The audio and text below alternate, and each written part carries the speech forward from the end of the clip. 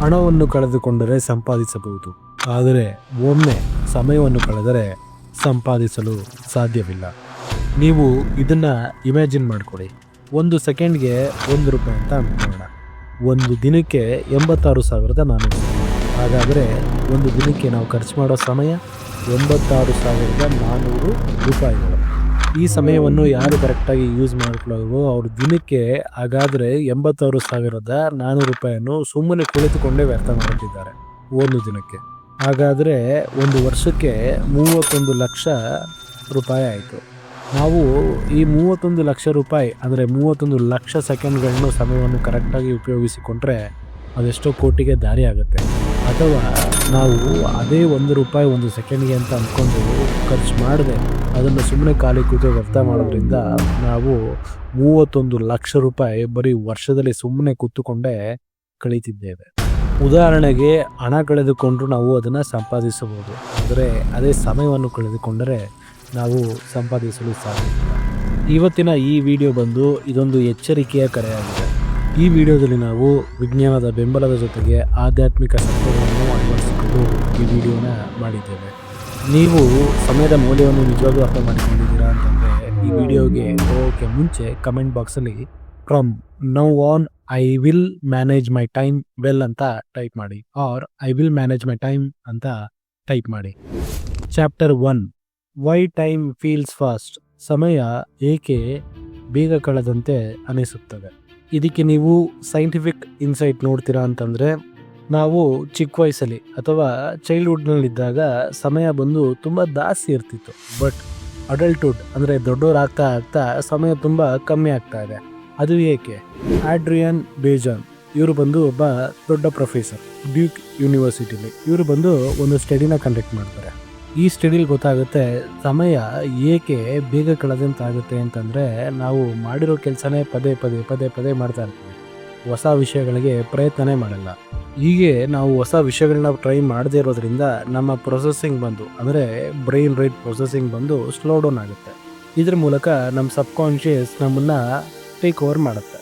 ಉದಾಹರಣೆಗೆ ನಾವು ಟ್ರಿಪ್ಗೆ ಹೋದಾಗ ನಮ್ಮ ಬ್ರೈನ್ ಬಂದು ತುಂಬ ಕಾನ್ಷಿಯಸ್ ಆಗಿರುತ್ತೆ. ಏನಕ್ಕೆ ಅಂತಂದರೆ ಹೊಸ ಊರು, ಹೊಸ ಜಾಗ, ಹೊಸ ಕಲ್ಚರ್ ಅದನ್ನು ನೋಡೋ ಕಾತರದಿಂದ ನಾವು ತುಂಬ ಆ್ಯಕ್ಟಿವ್ ಆಗಿರ್ತೀವಿ ಮತ್ತು ಕಾನ್ಷಿಯಸ್ ಆಗಿರ್ತೀವಿ. ಆ ಕ್ಷಣ ಒಂದು ಒಳ್ಳೆ ಮೆಮೊರಿಯಾಗಿ ನಮ್ಮ ಮೈಂಡಲ್ಲೂ ಕೂರುತ್ತೆ ಮತ್ತು ಅವತ್ತೊಂದು ದಿನ ತುಂಬ ದೊಡ್ಡದಾಗಿ ಕಾಣಿಸುತ್ತೆ. ಬಟ್ ರೆಗ್ಯುಲರ್ ಡೇಸಲ್ಲಿ ಏನಾಗುತ್ತೆ ಅಂತಂದರೆ, ನಾವು ಮಾಡಿರೋ ವಿಷಯಗಳನ್ನೇ ಪದೇ ಪದೇ ಮಾಡ್ತಾ ಇರ್ತೀವಿ. ಈ ಟೈಮಿಗೆ ಆಫೀಸ್ಗೆ ಹೊರಡಬೇಕು, ಇಲ್ಲ ಕಾಲೇಜ್ಗೆ ಹೊರಡಬೇಕು, ಅಲ್ಲಿಂದ ಮಧ್ಯಾಹ್ನ ಈ ಟೈಮಿಗೆ ಬರಬೇಕು, ಊಟ ಮಾಡಬೇಕು, ಈವ್ನಿಂಗ್ ಇಲ್ಲೋಗಬೇಕು, ಎಲ್ಲ ಪ್ಲ್ಯಾಂಡ್ ಆಗಿರುತ್ತೆ ಮತ್ತು ರಿಪೀಟೆಡ್ ಆಗಿರೋದ್ರಿಂದ ನಮ್ಮ ಕಾನ್ಷಿಯಸ್ ಮೈಂಡು ಆಫ್ ಆಗುತ್ತೆ, ನಮ್ಮ ಸಬ್ಕಾನ್ಷಿಯಸ್ ಆ್ಯಕ್ಟಿವೇಟ್ ಆಗುತ್ತೆ. ನಾವು ಬಂದು ಪ್ಲ್ಯಾಂಡ್ ಆಗಿ ಫೋಕಸ್ಡ್ ಆಗಿ ಕಾನ್ಷಿಯಸ್ ಆಗಿದ್ದರೆ ಎಲ್ಲ ಓಕೆ. ಬಟ್ ನಾವು ಮಾಡಿರೋ ವಿಷಯಗಳನ್ನ ಪ್ಲ್ಯಾಂಡಾಗಿ ಮಾಡಿ ರಿಪೀಟೆಡ್ ಆಗಿ ಮಾಡಿದಾಗ ಏನಾಗುತ್ತೆ, ಕಾನ್ಷಿಯಸ್ ಆಗಿ ಇಲ್ದಿದ್ದಾಗ ನಮ್ಮ ಸಬ್ಕಾನ್ಷಿಯಸ್ ಬಂದು ಟೇಕ್ ಓವರ್ ಮಾಡುತ್ತೆ. ಆಗಾಗ ಬಂದು ಸಮಯ ತುಂಬ ಸರಳವಾಗಿ ತುಂಬ ವೇಗವಾಗಿ ಕಳೆದೋಗುತ್ತೆ. ಉಪೇಂದ್ರ ಸರ್ ಅವರು ಒಂದು ಇಂಟರ್ವ್ಯೂ ಕೊಡ್ಬೇಕಾದ್ರೆ ಈ ಮಾತನ್ನು ಹೇಳ್ತಾರೆ, ಈ ದೇಹ ಮಣ್ಣಾಗುತ್ತೆ ಮತ್ತು ಈ ಆತ್ಮ, ಇದು ಆತ್ಮನೂ ನಂದಲ್ಲ ಪರಮಾತ್ಮಂದು, ಆದರೆ ಇದೆಯಲ್ಲ ಒಂದೊಂದು ಕ್ಷಣ ಇದು ಮಾತ್ರ ನಿಂದು ಅಂತ ಒಬ್ಬನಿಗೆ ದೇವ್ರು ಹೇಳ್ತಾನೆ ಅಂತ. ಸೊ ನಮ್ಮ ಹತ್ರ ಉಳಿದಿರೋದೇ ಈ ಕ್ಷಣ ಅಂದರೆ ಈ ಪ್ರೆಸೆಂಟ್ ಮೂಮೆಂಟ್ ಅನ್ನೋದಾಗಿದ್ದರೆ ನಾವು ಅದನ್ನು ಎಷ್ಟು ಹುಷಾರಾಗಿ ಕಾನ್ಷಿಯಸ್ ಆಗಿ ಖರ್ಚು ಮಾಡಬೇಕಲ್ವ. ಹೊಸ ವಿಚಾರಗಳನ್ನ ತಿಳ್ಕೊಂಡಾಗ, ಹೊಸ ವಿಷಯಗಳನ್ನ ನೋಡಿದಾಗ, ಹೊಸ ವ್ಯಕ್ತಿತ್ವಗಳನ್ನ ಪರಿಚಯ ಮಾಡಿಕೊಂಡಾಗ, ಹೊಸ ಜಾಗಕ್ಕೆ ಹೋದಾಗ ಜನರಲ್ಲಿ ಕಾನ್ಷಿಯಸ್ ಮೈಂಡು ಆ್ಯಕ್ಟಿವೇಟ್ ಆಗುತ್ತೆ. ಕಾನ್ಷಿಯಸ್ ಮೈಂಡ್ ಅನ್ನೋದೇ ಪ್ರೆಸೆಂಟ್ ಮೂಮೆಂಟ್. ನೀವೆಷ್ಟು ಈ ಕ್ಷಣನ ಆನಂದವಾಗಿ ಖುಷಿಯಾಗಿ ಪ್ರೆಸೆಂಟ್ ಮೂಮೆಂಟಲ್ಲಿ ಕಳೀತಿರೋ ಅಷ್ಟು ಜೀವನ ತುಂಬ ದೊಡ್ಡದಾಗಿ ಕಾಣಿಸುತ್ತೆ. ಇಲ್ಲ ಅಂದರೆ ಜೀವನ ಬಂದು ತುಂಬ ಫಾಸ್ಟಾಗಿ ಕಳೆದೋಗುತ್ತೆ. ಸೊ ಪ್ರೊಫೆಸರ್ ಏಡ್ರಿಯನ್ ಬೇಜಾನ್ ಬಂದು ಈ ಒಂದು ಸ್ಟಡಿಯ ಮೂಲಕ ಈ ವಿಷಯವನ್ನು ಕಂಡುಕೊಳ್ತಾರೆ. ಏನಂತ ಅಂತಂದರೆ, ಹೊಸ ಎಕ್ಸ್ಪೀರಿಯೆನ್ಸ್ಗಳಾದಾಗ ಟೈಮ್ ತುಂಬ ಸ್ಲೋವಾಗಿ ಹೋಗುತ್ತೆ, ರಿಪೀಟೆಡಾಗಿ ಮಾಡಿರೋ ಕೆಲಸಗಳನ್ನೇ ಮಾಡಿದಾಗ ಟೈಮ್ ತುಂಬ ಫಾಸ್ಟರಾಗಿ ಹೋಗುತ್ತೆ ಅಂತ. ಸೊ ಇದಕ್ಕೆ ನಾವು ಆಧ್ಯಾತ್ಮಿಕದ ಚಿಂತನೆ ಸೇರಿಸಬೇಕು ಅಂತಂದರೆ, ನಮ್ಮ ಸಂಸ್ಕೃತದಲ್ಲಿ ಕಾಲಯಾಮ್ ತಸ್ಮೈ ನಮಃ ಅಂತ ನೀವೆಲ್ಲ ಕೇಳಿರ್ತೀರ. ಇದರ ಅರ್ಥ ಬಂದು ಕಾಲ ದೇವರೇ ನಿನಗೆ ನನ್ನ ನಮಸ್ಕಾರಗಳು ಅಥವಾ ವಂದನೆಗಳು ಅಂತ. ಕಾಲ ಅಂದರೆ ಟೈಮು, ಅದು ಒಂದು ಅಳೆಯುವ ಸಾಧನ ಮಾತ್ರವಲ್ಲ, ಅದು ಒಂದು ದೈವಶಕ್ತಿಯ ರೂಪವಾಗಿ ನಾವೆಲ್ಲ ಕಾಣ್ತಾ ಬಂದಿದ್ದೀವಿ. ಸೊ ಟೈಮ್ ಅನ್ನೋದು ಬಂದು ಡಿವೈನ್ ಫೋರ್ಸು. ಅದನ್ನು ನಾವು ಮಿಸ್ಯೂಸ್ ಮಾಡಿದ್ರೆ ಆ ಡಿವೈನಿಟಿಗೆ ನಾವು ಡಿಸ್ರೆಸ್ಪೆಕ್ಟ್ ತೋರಿಸ್ದಂಗೆ ಆಗುತ್ತೆ. ಹಾಗಾಗಿ ನಮ್ಮ ಒಂದೊಂದು ಕ್ಷಣನೂ ನಾವು ಅನುಭವಿಸ್ತಾ ಕಾನ್ಷಿಯಸ್ ಮೈಂಡಲ್ಲಿ ನಮ್ಮ ಜೀವನನ ನಾವು ಕಟ್ಕೋಬೇಕಾಗುತ್ತೆ. Chapter 2 3 silent time killer. 1ನೇದು ಸ್ಕ್ರೋಲಿಂಗ್ ವಿತೌಟ್ ಪರ್ಪೋಸ್. ಯಾವುದೇ ಒಂದು ಪರ್ಪೋಸ್ ಇಲ್ಲದೆ ನಾವು ಸ್ಕ್ರಾಲ್ ಮಾಡ್ತಾ ರೀಲ್ಸ್ಗಳನ್ನ ನೋಡ್ತಾ ನಮ್ಮ ಸಮಯವನ್ನು ವ್ಯರ್ಥ ಮಾಡೋದು. ಒಂದು ಸ್ಟಡಿ ಹೇಳುತ್ತೆ, ಸಾಮಾನ್ಯವಾಗಿ ಒಬ್ಬರು ದಿನಕ್ಕೆ ಇಲ್ಲ ಅಂತಂದ್ರು 150+ ಟೈಮ್ ಅವರ ಮೊಬೈಲ್ನ ಚೆಕ್ ಮಾಡ್ತಾರೆ, ಯಾವುದೇ ಒಂದು ಪರ್ಪೋಸ್ ಇಲ್ಲ. ಆ ಒಂದು 150 ಟೈಮ್ಸ್ನ ನೀವು ಅವರ್ಸ್ಗೆ ಕನ್ವರ್ಟ್ ಮಾಡ್ತೀರಾ ಅಂತಂದರೆ ದಿನಕ್ಕೆ 3 to 4 ಅವರ್ ಫೋನಲ್ಲೇ ಪ್ರತಿದಿನ ಆ್ಯಾವ್ರೇಜ್ ಆಗಿ ಒಬ್ಬ ತನ್ನ ಸಮಯವನ್ನು ಕಳೀತಾ ಇರ್ತಾನೆ. ಸೊ ಇನ್ಸ್ಟೆಂಟಾಗಿ ಸಿಗೋ ಆ ಒಂದು ಡೊಪಮೈನ್ ಪ್ಲೆಜರ್ಗೋಸ್ಕರ ದಿನದಲ್ಲಿ ಇಲ್ಲ ಅಂತಂದರೂ ನಾವು 3-4 ಅವರ್ ವ್ಯರ್ಥ ಮಾಡ್ತಿದ್ದೀವಿ ಈ ಒಂದು ಸ್ಕ್ರೋಲಿಂಗಿಂದ, ರೀಲ್ಸ್ಗಳನ್ನ ನೋಡುವ ಮೂಲಕ. ಯೂಸ್ ಮಾಡಿ, ಅದರಲ್ಲಿ ಏನೂ ತಪ್ಪಿಲ್ಲ. ಆದರೆ ಅದು ನಿಮ್ಮ ಲೀಜರ್ ಟೈಮಲ್ಲಿ ಯೂಸ್ ಮಾಡಿದಷ್ಟು ತುಂಬ ಒಳ್ಳೆಯದಾಯಿತು. ಇದನ್ನು ಈ ಒಂದು ಹವ್ಯಾಸನ ಹೇಗೆ ಫಿಕ್ಸ್ ಮಾಡ್ಬೋದು ಅಂತಂದರೆ, ನಿಮ್ಮ ಸ್ಕ್ರೀನ್ ಲಿಮಿಟ್ನ ಫಿಕ್ಸ್ ಮಾಡ್ಕೊಳ್ಳಿ, ಕಮ್ಮಿ ಮಾಡ್ಕೊಳ್ಳಿ. ಇಷ್ಟೇ ನಾನು ದಿನಕ್ಕೆ ಯೂಸ್ ಮಾಡಬೇಕು, ಈ ಟೈಮಲ್ಲಿ ಯೂಸ್ ಮಾಡಬೇಕು ಅಂತ. ಯಾಕಂದರೆ ಅದು ನಿಮ್ಮ ಬೇರೆ ಕೆಲಸಗಳಿಗೆ ಅಡ್ಡಿ ಆಗಬಾರ್ದು. ಮತ್ತು ಪ್ರತಿ ಸತಿನೂ ನೀವು ಮೊಬೈಲ್ನ ಚೆಕ್ ಮಾಡೋಕ್ಕೆ ಅಂತ ಆಚೆ ತೆಗೆದಾಗ ನೀವು ನಿಮಗೆ ಒಂದು ಕ್ವಶನ್ ಕೇಳಿ, ನಾವು ಯಾಕೆ ಪರ್ಪೋಸ್ ಇಲ್ಲದೆ ಈ ಮೊಬೈಲ್ನ ಆಚೆ ತೆಗೆದೆ ಅಂತ. ಈ ಹವ್ಯಾಸವನ್ನು ಬೆಳೆಸ್ಕೊಳ್ಳುವ ಮೂಲಕ ನೀವು ನಿಮ್ಮ ಟೈಮ್ನ ಕರೆಕ್ಟಾಗಿ ಹ್ಯಾಂಡಲ್ ಮಾಡೋಕ್ಕೆ ಕಲಿತೀರಾ, ಜೊತೆಗೆ ಡಿಸಿಪ್ಲಿನ್ ಅನ್ನೋ ಹ್ಯಾಬಿಟ್ನು ಬೆಳೆಸ್ಕೊತೀರಾ. 2 over thinking. So over thinking leads to negativity ಅಂತ ಕರೀತಾರೆ. ನೀವು ಒಂದು ವಿಷಯನ ಪದೇ ಪದೇ ರಿಪೀಟೆಡ್ ಆಗಿ ಪದೇ ಆ ವಿಷಯಗಳನ್ನ ಯೋಚನೆ ಮಾಡ್ತಿದ್ದಾಗ ಕೆಲಸ ಅಂತೂ ಆಗಲ್ಲ, ಬಟ್ ನಿಮ್ಮ ಮೈಂಡು ರೆಸ್ಟ್ಲೆಸ್ ಆಗುತ್ತೆ. ಥರ ಪ್ರೆಷರ್ ಕ್ರಿಯೇಟೆಡ್ ಆಗಿದ್ದಾಗ ನಿಮ್ಮ ಮೈಂಡು ಯಾವುದೇ ಕೆಲಸಗಳನ್ನೂ ಮಾಡೋಕ್ಕಾಗಲ್ಲ. ಮತ್ತು ಒಂದೇ ವಿಷಯನ ಜಾಸ್ತಿ ಯೋಚನೆ ಮಾಡೋದ್ರಿಂದ ಎಲ್ಲ ರೀತಿಗಳ ಮೂಲಕ ನೀವು ನೆಗೆಟಿವಿಟಿನ ಜಾಸ್ತಿ ಬೆಳೆಸ್ಕೊತೀರಿ. ಹಾರ್ವರ್ಡ್ ಸೈಕಾಲಜಿಸ್ಟ್ ಒಬ್ಬರು ಸೂಸನ್ ನೋಲನ್ ಅವರು ಒಂದು ರಿಸರ್ಚ್ನ ಮಾಡ್ತಾರೆ. ಇದ್ರ ಮೂಲಕ ಇವ್ರೇನು ಕಂಡುಹಿಡಿತಾರೆ ಅಂತಂದರೆ, ಓವರ್ ಥಿಂಕಿಂಗ್ ತುಂಬ ಮಾಡೋದ್ರಿಂದ ಅದೇ ಒಂದು ಡಿಪ್ರೆಷನ್ ಮತ್ತು ಆಂಗ್ಸೈಟಿಗೆ ದಾರಿ ಮಾಡಿಕೊಡುತ್ತೆ ಅಂತ. ಸೊ ಇದನ್ನು ನೀವು ಹೇಗೆ ಫಿಕ್ಸ್ ಮಾಡ್ಕೋಬೋದು ಅಂತಂದರೆ, ಮೆಲ್ ರಾಬಿನ್ಸ್ ಅವರ 5 seconds ರೂಲ್ ಮೂಲಕ. ಆಗಲೇ ನಾನು ಹಿಂದಿನ ವೀಡಿಯೋದಲ್ಲೂ ಮಾತಾಡಿದ್ದೀನಿ. ಅಂದರೆ ಯಾವುದೇ ಒಂದು ವಿಷಯ ಮಾಡೋಕ್ಕೆ ಮುಂಚೆ, ಓವರ್ ಥಿಂಕ್ ಮಾಡೋಕ್ಕೆ ಮುಂಚೆ ನೀವು ಅದನ್ನು 5 4 3 2 1 ಅಂತ ಸೆಕೆಂಡ್ ಮಾಡಿದ್ರೆ ಯಾವುದೇ ಥರ ಯೋಚನೆ ಮಾಡಿದ್ರೆ ಅದನ್ನು ಆ್ಯಕ್ಟ್ ಮಾಡೋದು. ಹೀಗೆ ಮಾಡೋದರ ಮೂಲಕ ನಿಮ್ಮ ಓವರ್ ಥಿಂಕಿಂಗನ್ನು ನೀವು ನಿಲ್ಲಿಸ್ಬೋದು. 3 people pleasing. Time is energy, time is A divine force ಅಂತ ನಾವು ಕರಿತೀವಿ. ಬಟ್ ಆ ಒಂದು ಸಮಯವನ್ನು ನೀವು ಒಬ್ಬರು ಕೊಟ್ಟಾಗ ನಿಮಗೆ ಅದೇ ಸಮಯವನ್ನು ಯಾರು ನಿಮಗೆ ಕೊಡಲ್ವೋ, ಇಲ್ಲ ಅದಕ್ಕೆ ಡಿಸ್ರೆಸ್ಪೆಕ್ಟ್ ತೋರಿಸ್ತಾರೋ, ಅವ್ರ ಸುತ್ತ ಒಂದು ಬೇಲಿ ಹಾಕಿರ್ತಾರೋ, ನೀವು ಅವ್ರನ್ನ ಪ್ಲೀಸ್ ಮಾಡೋದನ್ನ ನಿಲ್ಲಿಸ್ಬೇಕಾಗತ್ತೆ. ಎಲ್ಲರಿಗೂ ನೀವು ನಿಮ್ಮ ಸಮಯವನ್ನು ಸೇರೋ ಮೂಲಕ ನಿಮ್ಮ ಓನ್ ಗ್ರೋತ್ಗೆ ನೋವು ಹೇಳಿದ್ರೆ ಅದಕ್ಕಿಂತ ದೊಡ್ಡ ಮೋಸ ಯಾವುದೂ ಇಲ್ಲ. So use your time maturely. Chapter 3 how successful people manage time. Doctor APJ Abdul Kalam ಇವರು ಬಂದು ಪ್ರತಿ 10 ನಿಮಿಷನೂ ವೇಸ್ಟ್ ಮಾಡದೆ ಟೈಮ್ನ ಕರೆಕ್ಟಾಗಿ ಪ್ಲ್ಯಾನ್ ಮಾಡ್ತಾಯಿದ್ರು. ಇವ್ರದ್ದು ಒಂದು ಸೇಯಿಂಗ್ಸೇ ಇದೆ, ಏನಂತ ಅಂದರೆ 1 best book is equal to 100 good friends ಅಂತ.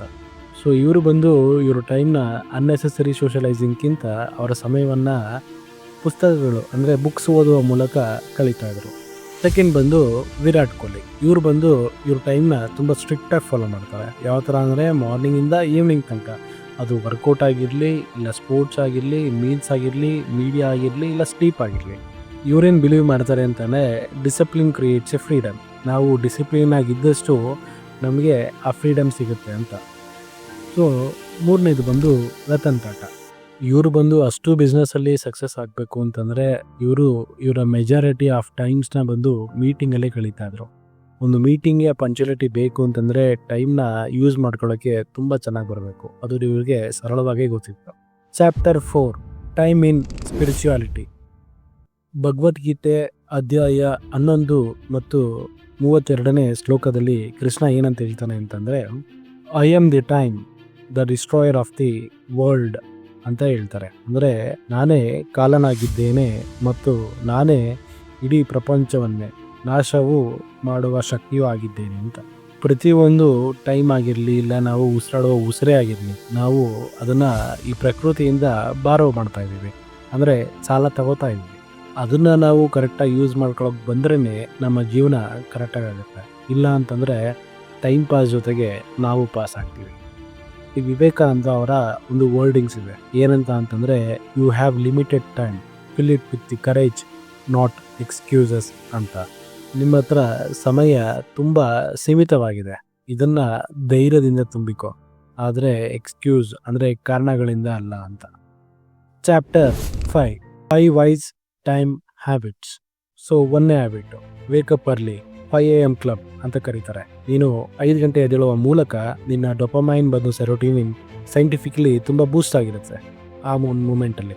ಇದನ್ನೇ ಸ್ಪಿರಿಚುವಲ್ ಕನೆಕ್ಷನ್ ನೋಡ್ತೀವಿ ಅಂತಂದರೆ ಬ್ರಾಹ್ಮಿ ಮುಹೂರ್ತ ಅಂತ ಕರೀತಾರೆ, 3:30 to 5:30. ಸೊ 2ನೇ ಹ್ಯಾಬಿಟ್ಟು, ಸ್ಟಾರ್ಟ್ ವಿತ್ MIT ಅಂದರೆ ಮೋಸ್ಟ್ ಇಂಪಾರ್ಟೆಂಟ್ ಟಾಸ್ಕ್. ಹಲವು ವಿಷಯಗಳನ್ನ ಯಾವುದಾದ್ರು ವಿಷಯಗಳನ್ನ ಮಾಡೋದಕ್ಕಿಂತ ಯಾವುದು ತುಂಬ ಇಂಪಾರ್ಟೆಂಟ್ ಆಗಿದೆಯೋ ಅದನ್ನು ಪಟ್ಟಿ ಮಾಡಿ ಆ ವಿಷಯಗಳನ್ನ ಫಸ್ಟು ಮುಗಿಸೋದು. ಹೀಗೆ MIT ಮಾಡುವ ಮೂಲಕ ಅಥವಾ ಮೋಸ್ಟ್ ಇಂಪಾರ್ಟೆಂಟ್ ಟಾಸ್ಕ್ ಪಟ್ಟಿ ಮಾಡುವ ಮೂಲಕ ಟೈಮ್ ಮ್ಯಾನೇಜ್ಮೆಂಟ್ ಅನ್ನೋದನ್ನ ನೀವು ಕಲಿತೀರ. 3ನೇ ಹ್ಯಾಬಿಟ್, ಬ್ಲಾಕ್ ನಾಯ್ಸ್ ಅಂದರೆ ಒಂದು ಫೋಕಸ್ ರೂಮ್ನ ಕ್ರಿಯೇಟ್ ಮಾಡ್ಕೊಳ್ಳಿ. ಸೊ ಆ ಒಂದು ಸ್ಟಡಿ ರೂಮ್ ಅಥವಾ ಫೋಕಸ್ ರೂಮ್ಗೆ ನೀವು ಹೋದಾಗ ಯಾವುದೇ ಥರದ ಡಿಸ್ಟ್ರಾಕ್ಷನ್ಸ್ ಇರಬಾರ್ದು. ಅದು ನೋಟಿಫಿಕೇಷನ್ ಆಗಿರಲಿ, ಕಾಲ್ ಆಗಿರಲಿ, ಏನೇ ಆಗಿರಲಿ. ಅಟ್ಲೀಸ್ಟ್ 90 ಮಿನಿಟ್ ನೀವು ಒಂದು ದಿನದಲ್ಲಿ ಈ ಜಾಗದಲ್ಲಿ ಕಲೀರಿ. ಈ ಹ್ಯಾಬಿಟ್ ಮೂಲಕ ನೀವು ತುಂಬ ಫೋಕಸ್ಡ್ ಆಗಿ ಒಂದು ಕೆಲಸನ ಮಾಡ್ಬೋದು. ನೀವು ಇದನ್ನು ಇಮ್ಯಾಜಿನ್ ಮಾಡ್ಕೊಳ್ಳಿ, ನಿಮ್ಮ ಹತ್ರ ಪ್ರತಿದಿನವೂ 86,400 ರೂಪಾಯಿ ಅಂದರೆ 86,400 ಸೆಕೆಂಡ್ಸ್ ಇದೆ. ಇದು ನೀವು ಹೆಂಗೆ ಯೂಸ್ ಮಾಡ್ತೀರ ಅನ್ನೋದು ತುಂಬಾ ಮ್ಯಾಟ್ರ್ ಆಗುತ್ತೆ. ಅದನ್ನು ಇನ್ವೆಸ್ಟ್ ಮಾಡ್ತೀರಾ ಇಲ್ಲ ವೇಸ್ಟ್ ಮಾಡ್ತೀರಾ ಅಂತ. ಪ್ರತಿ ಮಧ್ಯರಾತ್ರಿ ಅದು ಡಿಸೇಪರ್ ಆಗಿಬಿಡುತ್ತೆ, ಬಟ್ ಅವತ್ತೊಂದು ದಿನ ನೀವೇನು ಕೆಲಸ ಮಾಡಿರ್ತೀರಾಗುತ್ತಾ ಅದು ಮಾತ್ರ ಹೋಗಿದ್ದೆ. ಅದೇ ನಿಮ್ಮ ಫ್ಯೂಚರ್ನ ಡಿಸೈಡ್ ಮಾಡುತ್ತೆ. ಈ ವಿಡಿಯೋ ಮೂಲಕ ಯಾವ ಒಂದು ಹ್ಯಾಬಿಟ್ನ ನೀವು ಇವತ್ತಿಂದನೇ ಸ್ಟಾರ್ಟ್ ಮಾಡ್ತೀನಿ ಅನ್ನೋದನ್ನ ಕಮೆಂಟ್ ಬಾಕ್ಸಲ್ಲಿ ಕಮೆಂಟ್ ಮಾಡಿ. ಮತ್ತು ಇದೇ ರೀತಿ ವಿಡಿಯೋಗಳನ್ನ ನೋಡೋಕ್ಕೆ ನಮ್ಮ ಚಾನಲ್ನ ಸಬ್ಸ್ಕ್ರೈಬ್ ಮಾಡ್ಕೊಳ್ಳಿ. ಸೊ ಕಡೆಯದಾಗಿ ಒಂದೇ ಒಂದು ವಿಷಯನ ಹೇಳಕ್ಕೆ ಇಷ್ಟಪಡ್ತೀನಿ, ಇದನ್ನು ಜ್ಞಾಪಕ ಇಟ್ಕೊಳ್ಳಿ. If you master your time you master your life. ಅಂದರೆ ನೀವು ಟೈಮ್ನ ಮಾಸ್ಟರ್ ಆದರೆ ನೀವು ನಿಮ್ಮ ಜೀವನದ ಮಾಸ್ಟರ್ ಆಗ್ತೀರ. ಈ ವಿಡಿಯೋ ನಿಮಗೆ ಇಷ್ಟ ಆಗಿದ್ದರೆ ಲೈಕ್ ಮಾಡಿ ಮತ್ತು ಶೇರ್ ಮಾಡಿ. And thank you for watching inspired tales Kannada channel.